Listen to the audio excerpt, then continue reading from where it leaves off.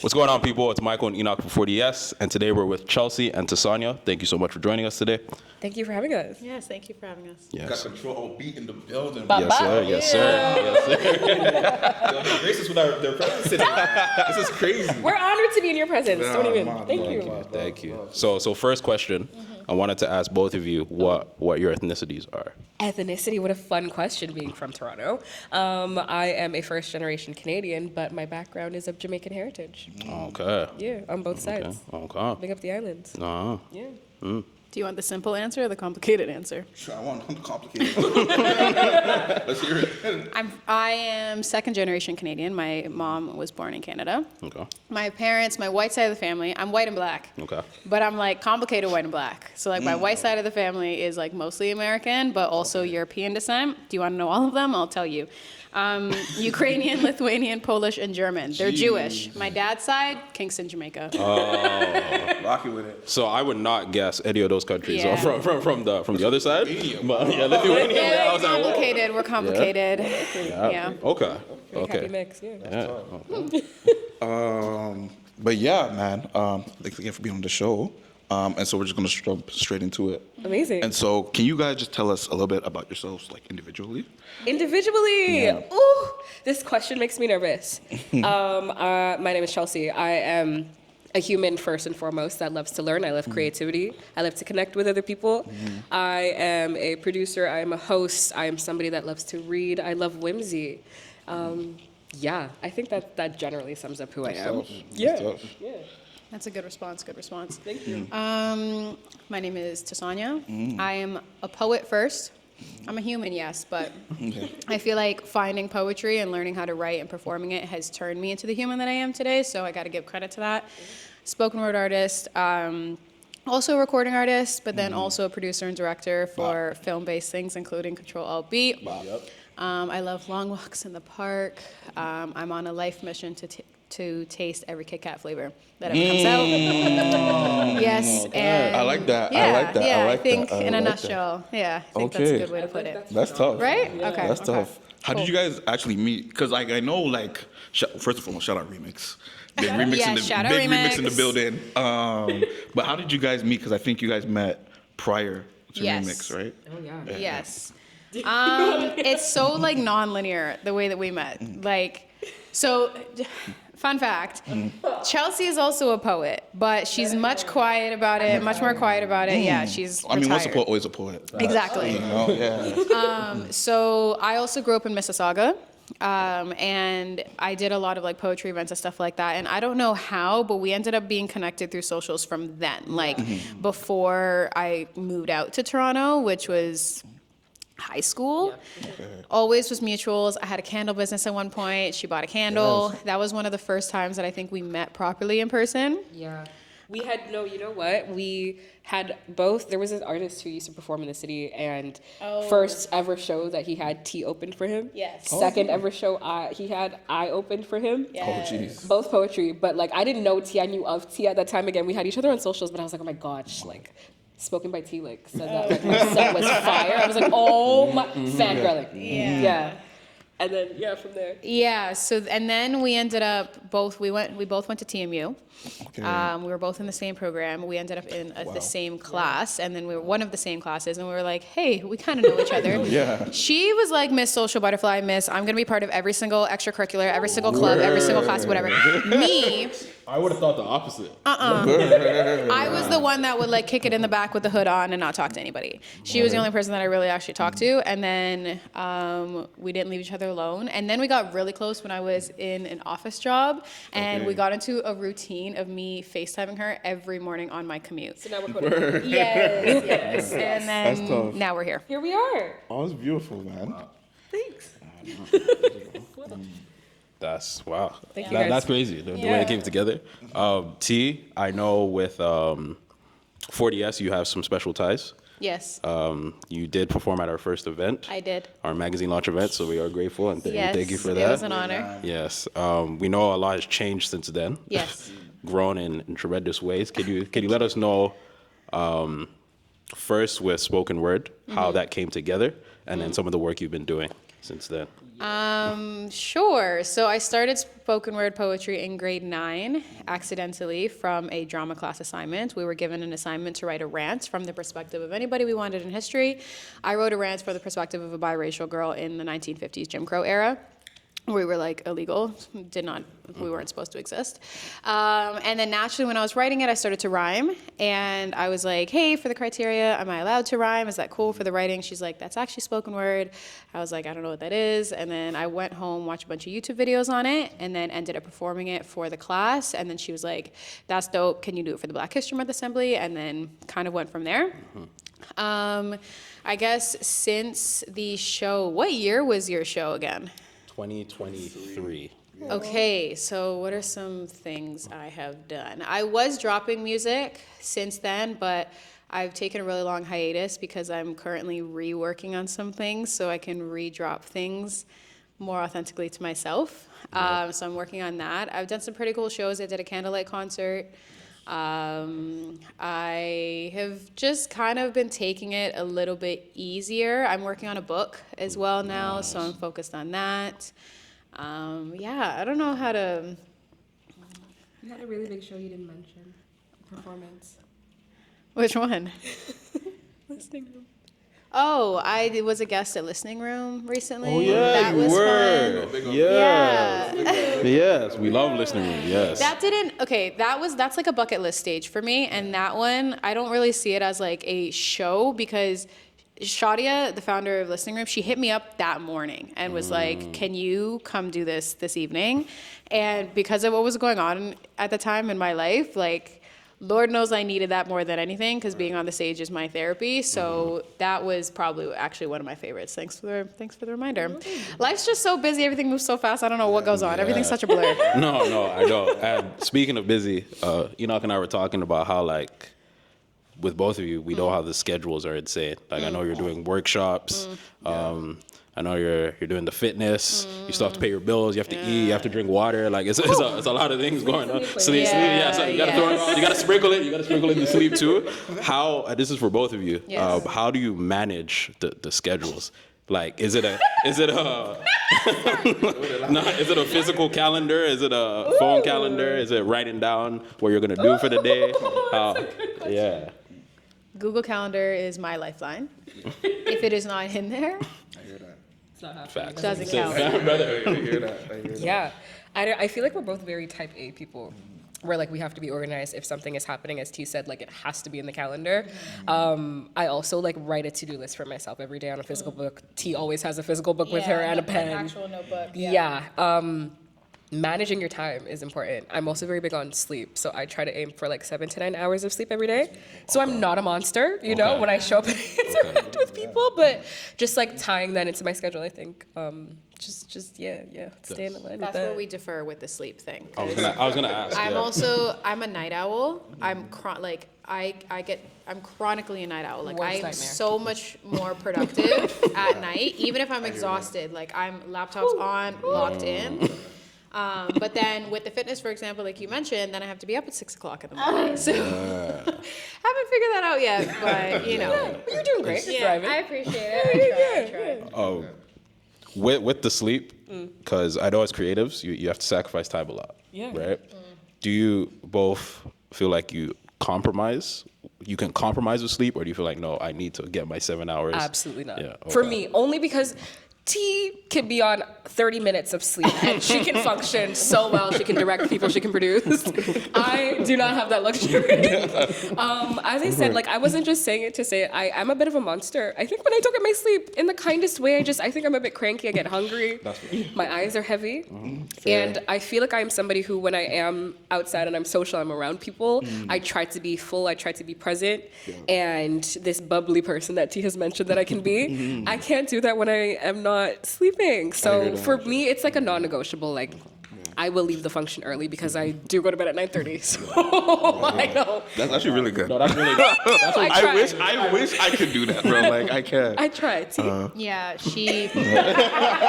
we're very different in that regard. I should prioritize sleep way more than I actually do, but And you know what's funny? You know how I know you're a night owl? Because me and like both T and I both work in education a little bit, Yes. and like I will like reach out to T to come run a workshop, and like I always do it at like the most ungodly hours. Like, bro, Nice. like it's always like Nighttime. like 12:30. And what, you're getting a response? I'll get her, and I'm like, oh yeah, I'm like, yo, this girl's sleeping, so like I'll see you tomorrow.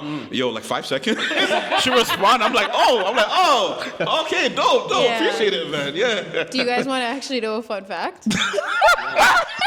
I get, and Enoch, this is applicable to the emails you receive. I get most of my admin work done in the middle of the night. So the emails that you're receiving at 6:42 in the morning was pre-scheduled. Word. I 100%. rate that though. I rate that. 100%. I rate that, Because though. I can't send out emails like that in the nighttime. So 100%. I get a lot of stuff done, and then like even last night, by the time I closed my control email, I had, you know how in this little section where it says scheduled, I Yeah. had probably like 8 or 9 scheduled emails that all went out this morning. At That's different solid. times, mind you. Like, it was very well thought out. Yeah. Word. I actually like your thought process. Like, yeah, like, you know, like, that's showing these guys something different, you know what I mean? Like you're on the ball. I read it. Okay. And so now we're getting to the juicy part. No, don't stress us out, please. Girl, come on. How did Control Alt Beat come together? Oh, Yeah, like, what a question. Truthfully, okay, so I am the creator of the show. And I kind of had this idea when I was in my 4th year of university, was just toying with the fact that like I always wanted to host a talk show, like always. Like I would watch 106 in Park, Metro Music, MTV growing up, Rap City, all of that stuff. I was like, you know what would be a really cool career? That. So my plan was, okay, go to school for media kind of thing. And once I graduate, I can figure it out. I graduate. And shows like that don't exist anymore. They And I was like, don't. great, yeah, like just like didn't Yeah. like with the live audience and all of that stuff. So I was like, okay, instead of me sitting here complaining that there are no platforms that I am drawn to be hosting events at, why don't I just like build my own show that's like reminiscent of these old shows? So told a bunch of people about it, started building out a very rough deck and treatment of like what the show would look like, the vibe that I was going for, told a bunch of people, some people I had gone to school with, and like invited them on as producers, spoke to T as well, initially as a director, but she just is so great at organizing and being a producer that I was like, actually, can you also produce? Like, am I asking too much of you?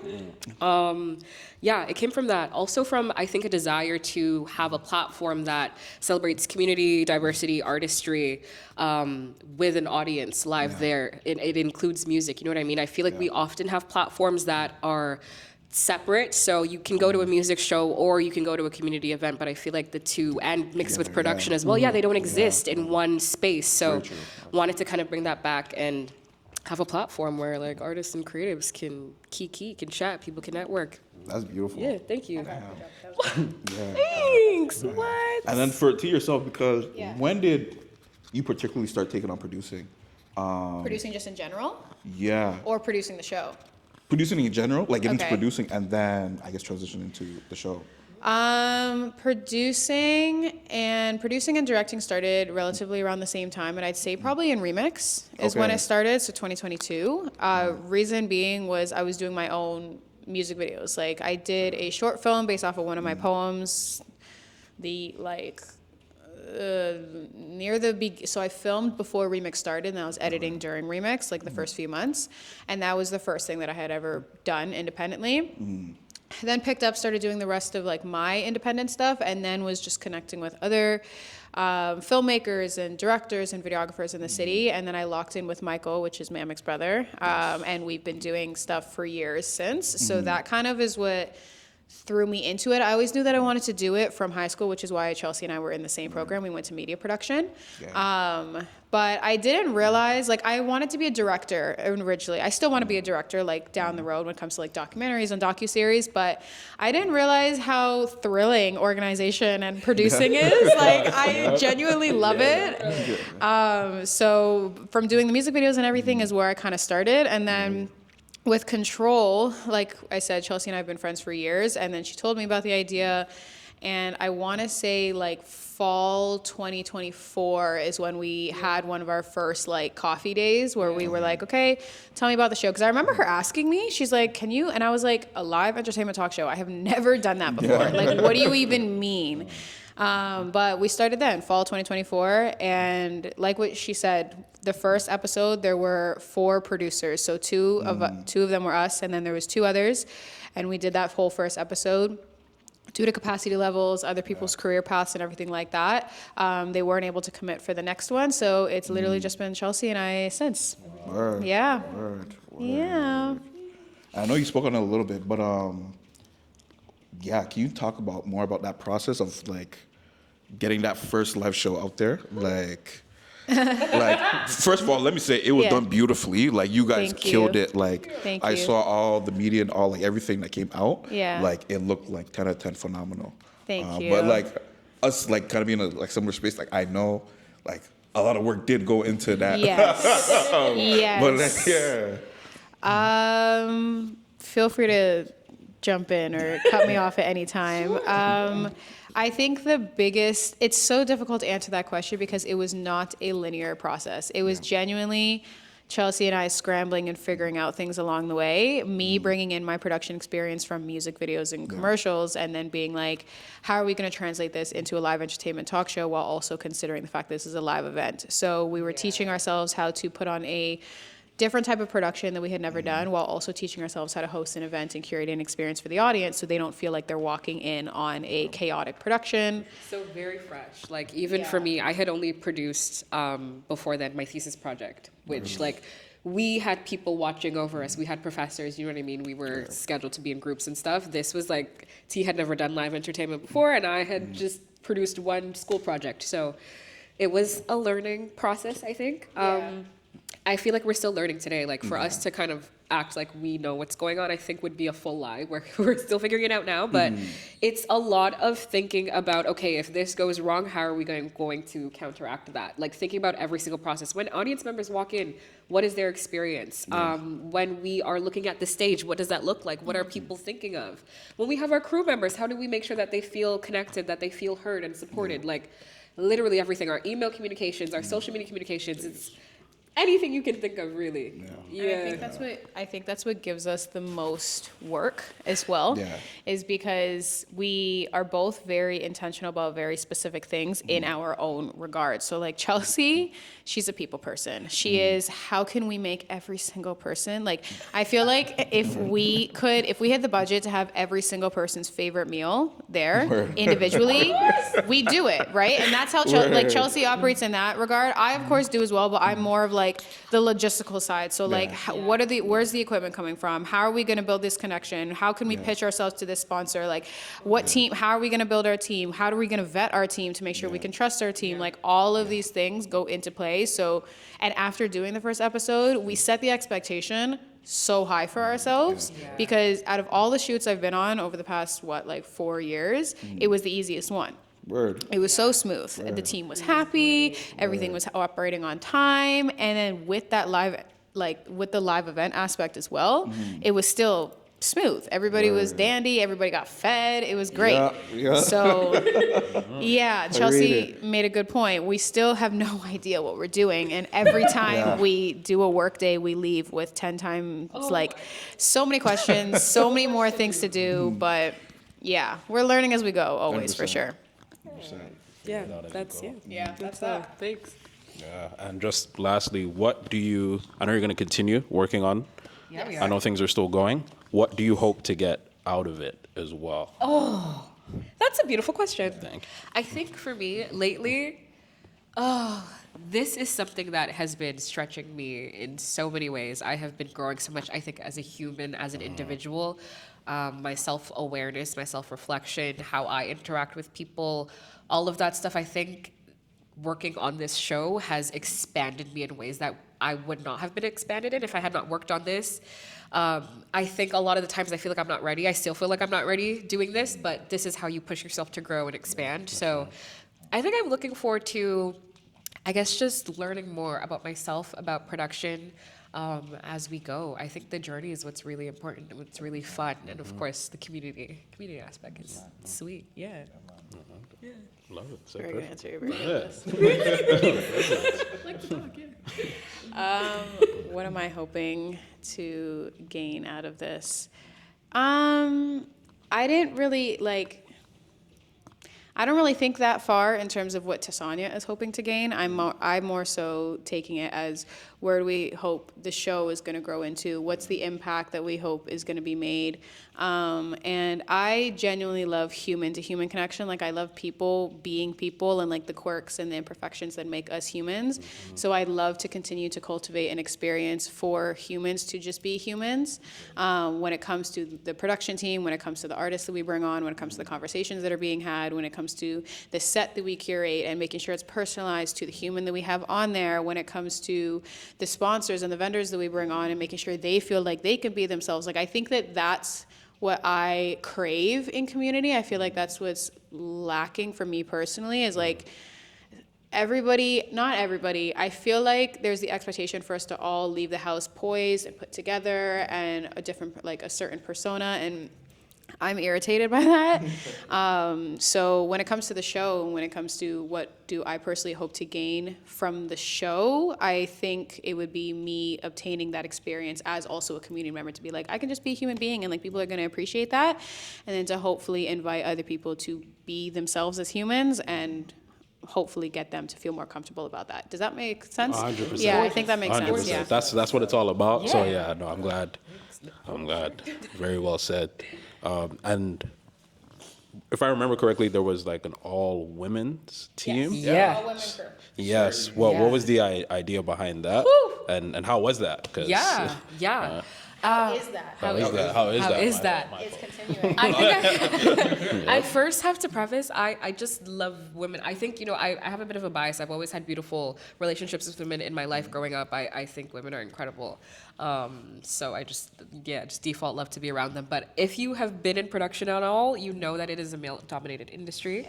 I have been on sets where I have been one of the few women and I have felt uncomfortable. I have felt like people weren't hearing me out. I wasn't being taken seriously. And I figured, why not just like change the norm in this industry and like in a space where it's typically just men operating equipment, running production houses, whatever it might be, why don't we just be intentional about creating space where women are sought out? Because I feel like we're often thought of as an afterthought when it does come to production, especially on those crew roles like being a gaffer or being a camera operator or whatever it might be. So that was the thought process. I think it's a good time. Yeah. What are your thoughts? Honestly, so the all-women idea, like the all-women crew, 100% credits to Chelsea. She's the one that came to me with it. She's like, yeah, when we're building our team for the first episode, I really want to prioritize an all-women crew. And to be completely honest, I loved the idea when she first came to me with it. But I was also, again, from a logistical perspective, I was like, that's going to be hard because I'm also surrounded by men in production, 25/8. I've been lucky enough to be on sets with men that have made me feel comfortable. Like, obviously, there are some sets where it's like, oh, yeah, I'm the only girl here, or like whatever. But I work with a lot of really respectful dudes, so it hasn't made me feel uncomfortable in some of like the horror stories I've heard from other ladies. So when she came to me with this, I was like, that's super dope and we can definitely make that happen. And even for the second episode, we're still doing it. We're doing it as much as we possibly can. But I feel like the search has also just been a little bit more difficult because we don't have, or at least I don't have as many connections with women in this industry. So it's a lot of researching. It's a lot of asking around, word of mouth. Do you know them? How did you work with them? What's their work style like? But I will say, when we did the first episode and everybody was on set, there was something different in the air. Like, everybody was chill. People were kikiing. Like, girls were on time. Like, it was good. It was good energy. And it's definitely something I want to continue to cultivate. Because, yeah, I don't have very many close, tight-knit relationships with women. And not because women aren't great. Women are dope. But I've been just surrounded by one or two that are dope. Chelsea's the one. I have like 2 or 3 others, and it's like they're dope humans, and I love them so much. But other than that, I don't have like the big friend groups or anything like that. Like, you should hear Chelsea. Tell them about your friend group. Chelsea's friend group. Chelsea's friend group. Yo, Chelsea's friend group will ride. I'm telling you right now. She's the Enoch wherever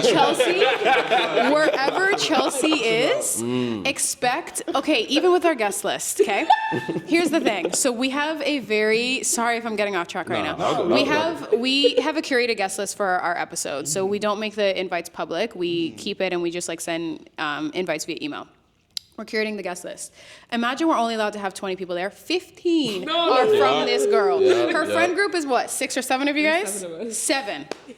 Every single one of them will be at everything. Oh, we love that. And it's so beautiful to see. Real. It's so beautiful to see. So we're coming from 2 different like playing fields when it comes from the all women thing, but I do think it's an incredibly refreshing thing. Doesn't make things a little more challenging sometimes, but the challenge is good. It's for a good reason. Thank you. And I think just like another thing, I think oftentimes we talk about, creating spaces for minority groups, whatever that group might be, if it is women in the workforce or a specific industry, if it's people of color, if it's black people, whatever it might be. And I think oftentimes we do a lot of talking and no action. So like we figured like from the jump, let's actually just like not even think about having dialogue about this and just employ all the women. I say employ, obviously we're early stages. We're still, doing this out of pocket. But the goal is to intentionally think about who we're bringing onto the team and who we're working with and giving opportunities to. No, that's amazing. And the fact that you've created a space for that and you stayed loyal to that as well, right? Because it's always one thing to say it, but when you actually like hold it down, this is what we're doing, and I'm not compromising. You need to get on board. And it's and it could be scary, but that's the real end. I'm glad you both embraced that. Thank you. And then the famous thing,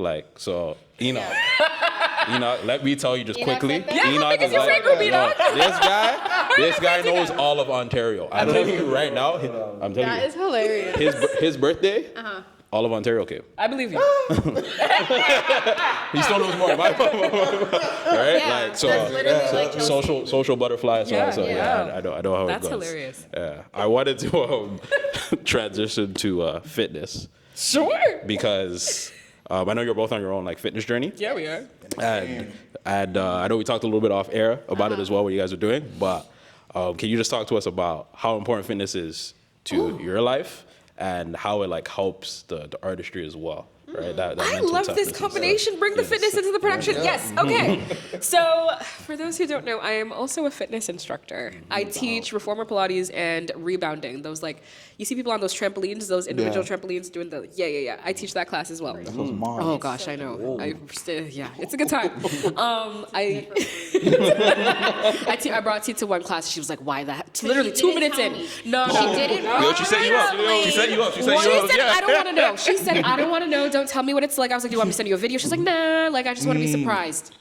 Look at her face. That's exactly how she was looking at me. 2 minutes into class, she was like, why did you bring me here? But if somebody tells you that, and you know in the back of your head that they are going to be literally exasperated, they are going to be barely keeping up, you know that it's going to be challenging for them, wouldn't you push a little and be like, I think you should know Yeah, about just a little bit. Just a little bit. Yeah, I'm not gonna let Chelsea set her up, man. I've never been back. Mind you, it wasn't even my class she came to. This was, she hasn't come to my class. She refuses. She refuses. I'll support her through everything that she does. It's hard. I gotta give them the flowers. You're so hilarious. But needless to say, fitness is a large part of both of our lives, I believe. I think it's what keeps me sane, you know what I mean? Especially, these are long hours of working. It's a lot of brain capacity, a lot of problem solving, and moving my body, I think, allows me to feel good physically, of course, but also it's so good for your mental health. I feel great. I also, T convinced me very reluctantly after we shot our first episode to do. No, it's good. She convinced me to do 75 hard. Okay. Yeah. Okay. Twice. Yeah, I'll let you talk about your own experience, I guess. But yeah, she convinced me to do 75 hard. There were some days where I was furious, hated it, wanted to quit, but I think there's something to be said about the discipline that you learn from physical activity and, challenging yourself to do something every single day, even when you don't want to, when you're tired, when you're exhausted, even. 100%. Yeah. So fitness is love, fitness is life. Like Shrek is love, Shrek is life. Yeah. Sorry. Okay. Yeah. Here you go. He's a poet. Good tone. For me, fitness, okay. So how does it work in my world? So my boyfriend is very fitness. He's he grew up playing basketball. He's like the carbon copy of discipline in the fitness world. It's crazy. The way that his coaches ingrain things into him, different breed. So he was getting very active. And then there was a moment in our relationship when was 75 hard? Last year or the year before? Last year. So late 2024 is when the reality check was happening, where I was like, oh, there's a little belly here. Like I'm a little comfy in the jeans aren't fitting. Like, it was one of those moments where I was like, I'm not physically feeling good. I'm constantly bloated. I'm dehydrated. I was kind of realizing that I lost myself a little bit. And then random one Sunday night in March, I was like, I'm going to do 75 hard. I'm starting tomorrow. Live. My boyfriend had started a few days before me, and I was kind of watching him do it. And no, that's a lie. We both started on the same time, and then I failed 6 days into it. Because with 75 hard, if you mess up any of the rules once, even if it's one rule, you have to restart everything. So I failed 6 days into it. He kept going. I restarted. I did that. I'm like, wow, this is possible. I did it again because I noticed that I was falling off a little bit. I went back into the bad habits. Did it again. By the end of throughout last year, I lost almost 50 pounds. And I was like, this is crazy because now I'm able to prove to myself that I'm capable of something that I never thought I was capable of. And then from there, it just became more of a challenge for me. So then I got into running, and then I'm like, how fast can I run? I did a 10K. My Mamak and I have signed up for a High Rocks race, so we're doing that next month. I'm horrified for it, but I've also noticed within myself that touch on the mental health is when there's a week or two when I'm not working out as heavy and I'm not being as disciplined, mentally I don't feel well because I'm like, I'm not doing well, I'm not challenging myself, I'm not achieving anything. Not achieving anything, but you know what I mean? High expectations, I'm hard on myself. But then when I go to the gym and I realize I actually did do the 5K or I actually can lift those weights, it gives you a different level of confidence. Not because you physically look a certain way, like yes, that also helps, but it's more so what you're capable of when you definitely thought that you were not capable of any of it. And that's just definitely helped when it comes back to me then being a producer and me being an artist. Because I'm like, hey, if I'm getting down on myself and I'm not able to do something, but I prove to myself I can do something, this is now a transferable skill. This is something I can bring into the art form. This is something I can perform about and talk about and relate with other humans about. So, yeah, it's definitely a necessity at this point. Yeah. That's the beautiful thing about it too, like it's that discipline, right? So like just even going off what you're saying, like you see yourself doing this in one area. And it's like, yo, you can take on the whole world. Seriously. Literally nothing can stop you. The only thing that's stopping you, the only thing stopping you is like yourself, right? So like. And as soon as you stop, you feel the difference within yourself. Like when I reach for the Kit Kats and I reach for the sugary drinks or whatever, and I'm not staying hydrated or I'm not moving my body, I feel it. We talk about it all the time. We feel heavy, we feel gross, and then that makes me feel not confident anymore. So it all works within itself. 100%. I did see something interesting. I'm switching gears. I would say it's a new hobby. Is it a new hobby for you, T? I don't know what you're about to. The baking. Like I'll be on, you know what I mean? Like I'll be on like IG or TikTok or something, and then like she's making like sourdough from scratch or like cinnamon or like I'm like yo like. Out here cooking, man. I'm like, whoa. I'm a baker. Yeah. I got into baking. I love cooking. My mom has always loved cooking. And with the health thing, with me becoming healthier and us buying healthier ingredients in the house, it was crossing my mind. I'm like, how many things can I make from scratch? Because when you make it from scratch, you can make it healthier. And it's also cheaper. It's simpler. So I've always wanted to make bread. I made my first loaf. She was gorgeous. And then I realized how easy it was and how not scary it is.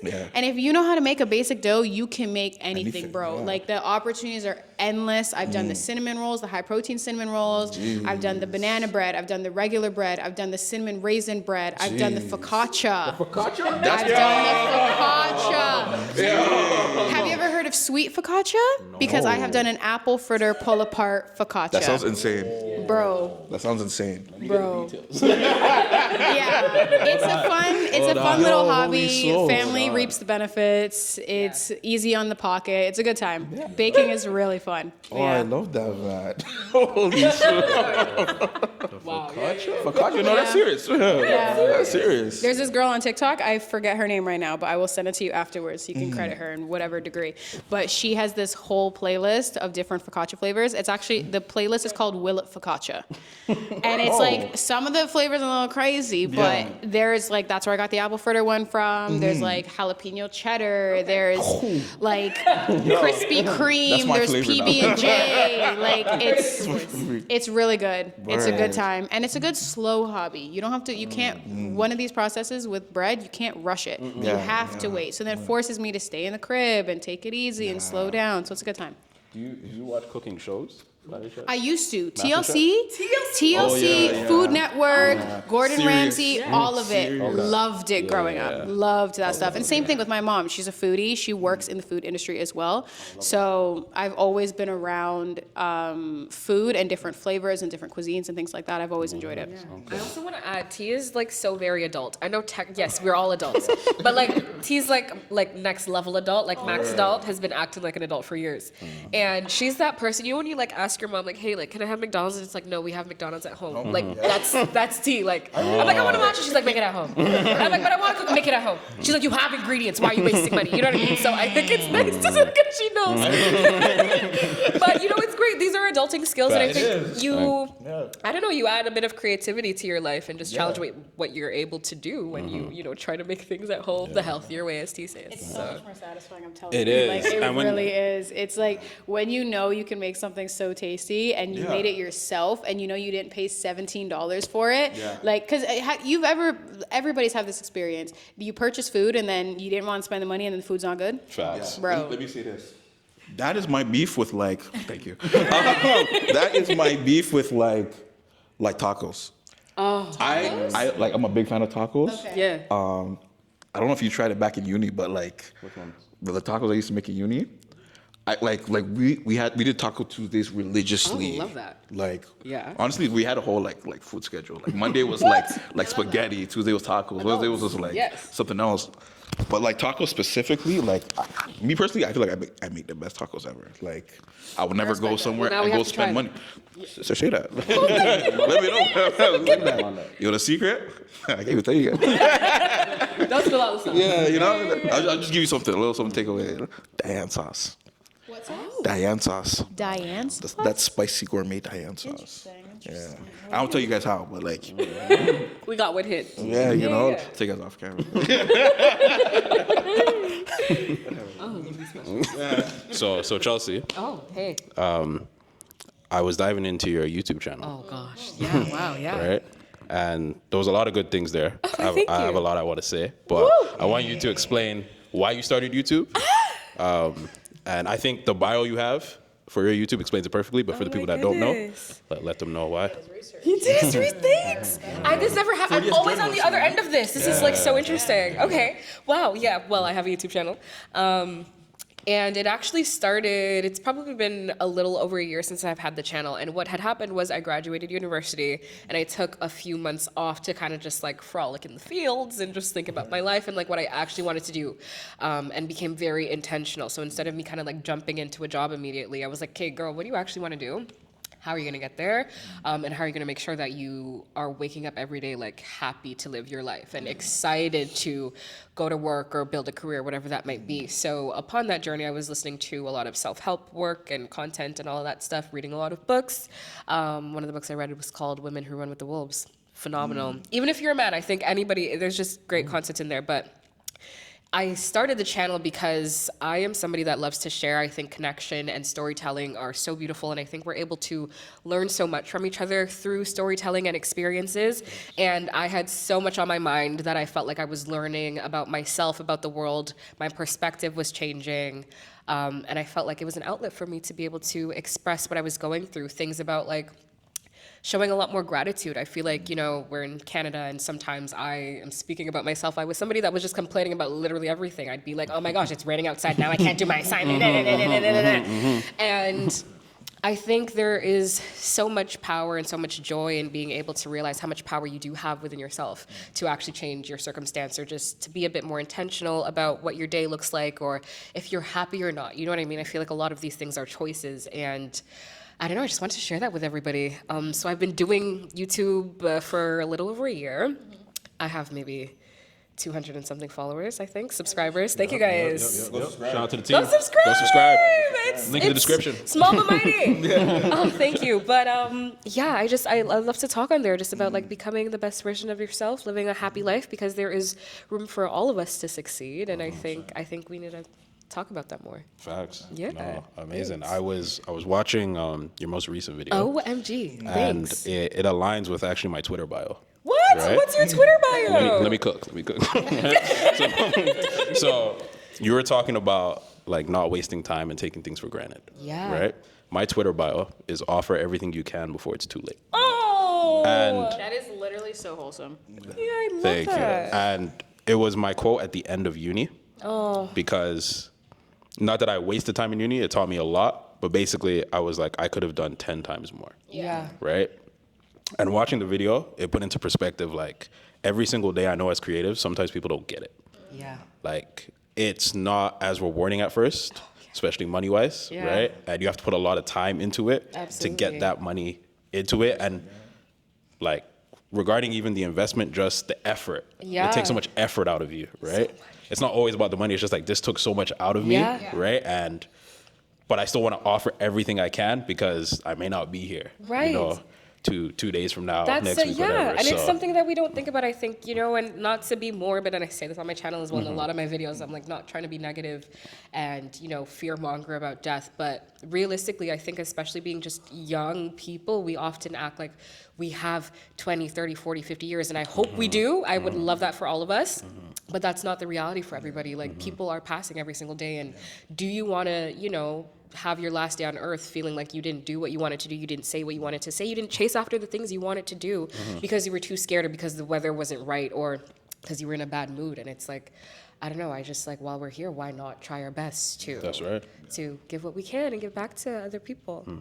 Yeah. So thank you for the work you do. Keep it going. Thank Keep you. it going. Thanks for watching. You're welcome. It's very hard to set up a camera and to talk and to be very clear and directional and explain these thoughts. Trust me, I know. So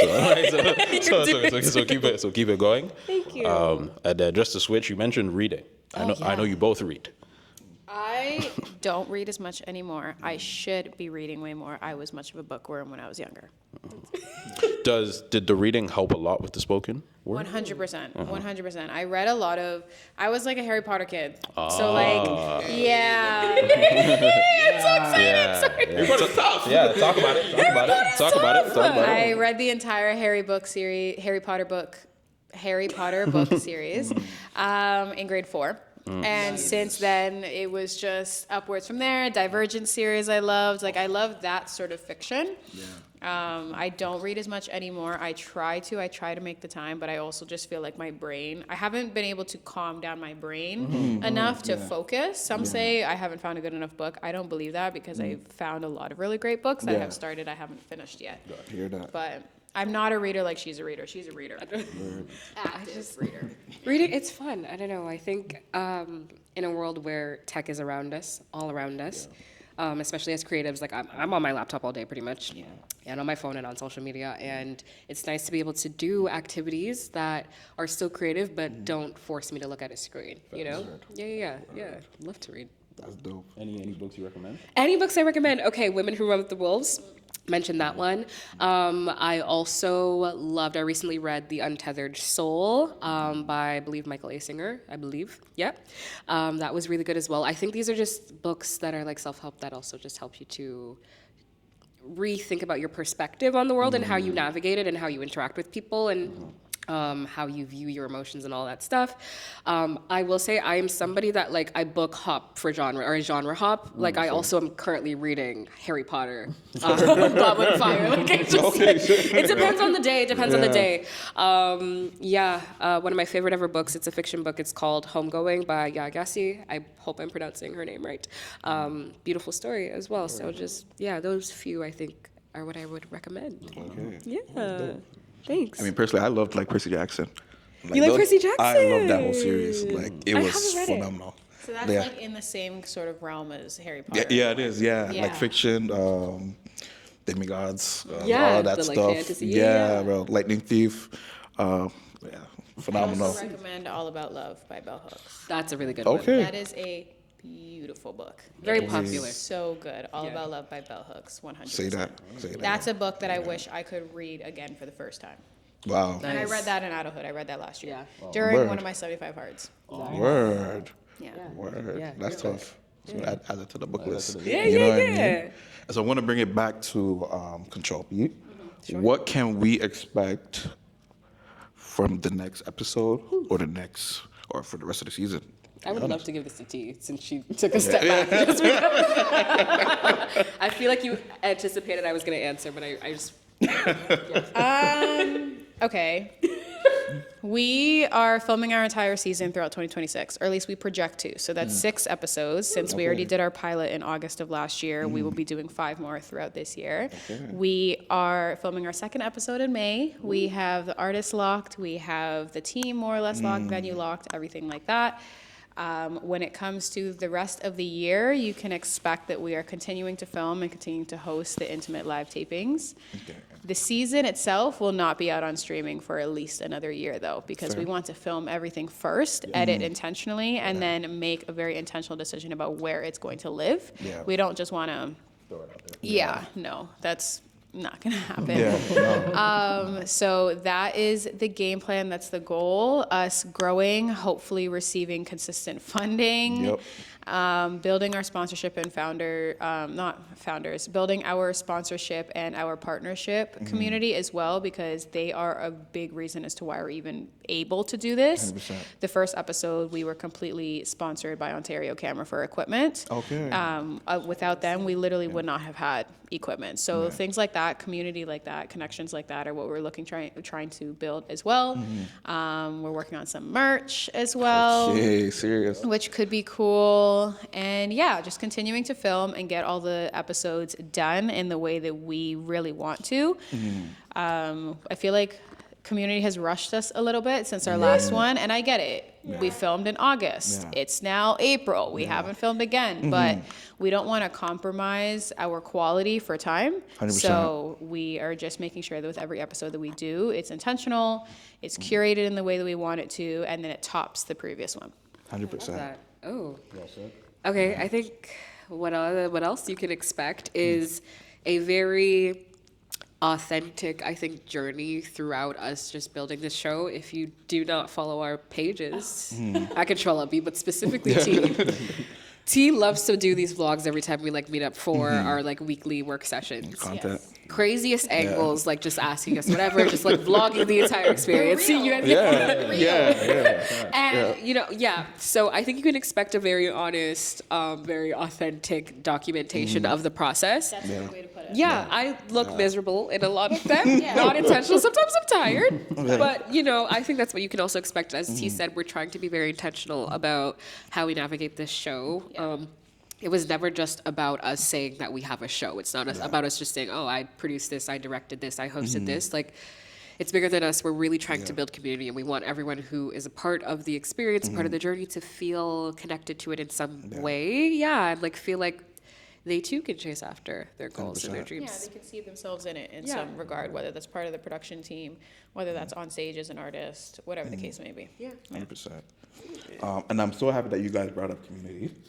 Love it. Because, here for the squad, one of our biggest things is building that community as well. Yeah. Creating that space for everybody. Especially like this art scene. I think in the remix, to be honest, it really showed me that there's a lot of people out here, grinding, doing their thing, but you may not necessarily see that they're doing that. They're always behind the scenes. And so, for us, that was a really big reason why we created 4DS, make sure that everybody has a space where they can shine. And so, now getting into the question, how important is community for you both, and having the right people in your team, and making sure that your vision comes out so clear and beautiful. Yeah. You cannot do this alone. Yeah, it's a great Yeah. question. You cannot do this alone. You literally physically cannot do this alone. It takes a village. It takes an entire team to do these things. So Yeah, it's the number one thing, I think. Community. 100%. Yeah. Yeah, I think we learned that as well after the first episode. This second time around, we have actually been blessed enough to onboard a few longer term team members. So not only people that are going to be working this next episode, but are helping us with partnerships behind the scenes, who are helping us with social media behind the scenes. And when it comes to how important it is to build a team and choose the team, we are very intentional about the people that we onboard. Everybody's dope. Everybody's good at something. However, we are very particular about the energy, the way you carry yourself, because also everybody we bring onto the team is a reflection of control. So we can't just, like, as much as we love to bring on all of our besties and everything like that, our besties also might not have the capacity, but they also might not have the same communication style that we have. They might not have the same work style that we have. And we also can't expect everybody to be knuckling down and working on control in the way that we are. So it's very important for us to build a community that understand the roles that we play and then are excited to play the role that they're filling, if that makes sense. Because we have a team of 30 this episode. Like, we can't do it by ourselves. There are things that we have. So our live sound engineer for this upcoming episode, she's dope. She's so knowledgeable. She's speaking things to me and I'm like, I'm gonna need you to re-say that in a way that makes sense to, like, the dummy rule book. Like, that's where we're at with some things, and we're honest about that. We're okay with that because we know that we have our trust and faith in other team members who know their stuff. You know what I mean? We're still trying to teach ourselves along the way, but we also need to focus on being producers, a director, and a host. So we can't do it all. You know. Mine's Island. Oh, and. I'm rambling, but because you were talking about community, I was also thinking about our audience. We're very also intentional with how we're curating the experience for the audience as well. Like, we don't want them to come in thinking that it's just another networking event or just another live performance or just another whatever.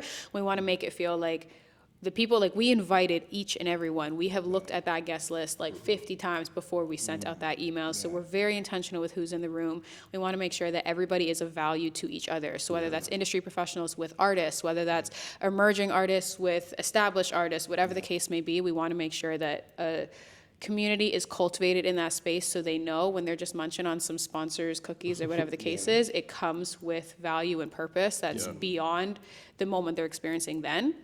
The audience, I feel like I've been to events sometimes where the audience is an afterthought. It's more like, make sure the venue is designed right, or make sure the music is good, which is cool. Make sure whatever is spotlighted, but it's like, without the people, you guys wouldn't be anywhere. We try our best to take care of the team and the people in a way where if we were attending, we would want to be taken care of too, you know? Facts. Yeah. No, that's very real. And even I'm sorry. I saw days of it. I heard you did a small one and it was thick, and I'm like, she's struggling. Like, Sorry to everybody. Do you want to? I'm good. No. Do you need the nose? Okay. I'm gonna wrap it up. So I'm sorry. I just Well, you held it in to the end of that answer, and I respect it. Thank you. Sorry. Holy smokes. We're back. And no rush. That time of We're season. good. no problem. Thank you, guys. No, I was really just gonna say how it's great to hear a perspective of caring about the audience and curating that, because I think it's easy to throw events and like, all right, let's just invite all our friends or family, right? But you realize like that's not the people. That's not the core. That's not the core. That's not. They should be supporting you regardless. Exactly. I feel like I saw this one thing. There's this girl on TikTok. She has a bikini business. She's based out of Vancouver. Her name is Strawberry Milk Mom. She's so funny. But anyway, she was talking about something about how, one of the first moments where she realized she made it for her business, and it was when she started to get consistent orders from names that she didn't recognize. And I think that's a big thing. It's like, I think it's beautiful that we have community that we know is going to show up every time. But when you see real growth from a business perspective, from a platform perspective, whatever the case is when you are reaching somebody who is not just showing up because I'm Tasanya or because Chelsea's Chelsea, but showing up because of Control Alt B and what they're creating and what we're putting out into the world, and them wanting to be part of that. That's, I think, when it's like, oh, people, we're doing good. We're doing something, you know? That was well said. Thanks. You're welcome. Appreciate that. Great work. Yeah, so I just want to say a big thank you to both of you, Chelsea and Thank Tasanya, you. for joining us here on 40S. Thank you very much. Guys, Can so you just honored. It's like my, like one of my like favorite episode. Really? Yeah. Wow, we didn't even finish yet. My head's gonna be so big. I'm not guessing you guys. This is lovely. Appreciate No, it. no, for real. Thank you. Thank you. Thank you guys. No Very problem. thought-provoking questions. Thank you. Can you just shout out your socials for the people? Of before we go? course. My personal socials are everything on every platform: TikTok, Instagram, YouTube. At Chelsea, CHELSI _ Campbell, CAMPBELL. You can find me there on everything. Yeah. My personal social is under Spoken by T. It's my artist name, exactly as it sounds. Spoken by T, no additional letters after the T. That's everywhere. And then our control one is Control-Alt-Beat. So look at your keyboard. That's how you spell it. And no underscores or bullet points in between anything. And that's us on TikTok and Instagram, YouTube, all the things. Yeah. Well, Thank you. we will be there. Yes. Thank you guys. Thank you guys for watching. It's been Michael and Enoch for 40S. I will catch you at the next one. Yes, sir.